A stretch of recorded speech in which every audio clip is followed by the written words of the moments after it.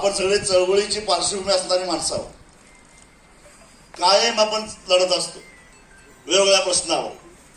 कुणी शेतकरी चळवळीमध्ये काम करतं, कुणी कामगार चळवळीमध्ये काम करतं, कुणी आदिवासी चळवळीमध्ये काम करतं, कुणी दलित चळवळीमध्ये काम करतं, कुणी दिव्यांगांच्यासाठी काम करतं, कुणी महिलांच्यासाठी काम करतं, कुणी विद्यार्थ्यांच्यासाठी काम करतं, कुणी वंचितांसाठी काम करतं.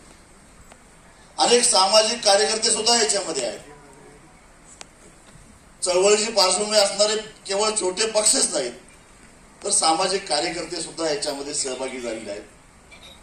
आणि या सगळ्यांनी एकत्रित येऊन महाशक्ती निर्माण करण्याचा निर्णय घेतला. कारण आम्ही अनुभवलं गेल्या 5 वर्षामध्ये या महाराष्ट्रामध्ये दोन्ही आघाड्यांचा कारभार आपण बघितला. महाविकास आघाडीचा कारभारही बघितला, त्याच्यामध्ये मी होतो. त्यावेळेचे आमचे मुख्यमंत्री त्यांच्या कॅबिनेट मधल्या मंत्र्यांना सुद्धा 4-4 महिने भेटत नव्हते. अशी अवस्था त्या मुख्यमंत्र्यांची होती. मग जनतेला भेटायचं रामच.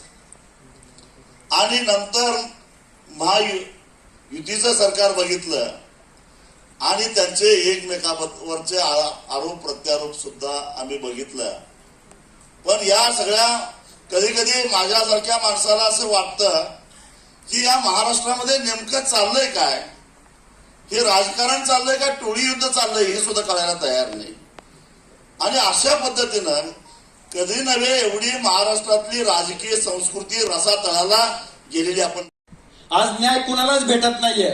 मग आज न्याय भेटत नाही म्हणून न्याय देण्यासाठी छत्रपती शिवाजी महाराजांच्या वंशातले आज आमचे संभाजी महाराजांनी आज पुढाकार घेऊन, बच्चू भाऊने आज पुढाकार घेऊन, आज आमचे शेतकरी नेते राजू शेट्टी साहेबांनी पुढाकार घेऊन आणि सर्व मंचावरील प्रतिष्ठित व्यक्तींनी पुढाकार घेऊन आज महापरिवर्तन आघाडी उपस्थित केलेली आहे.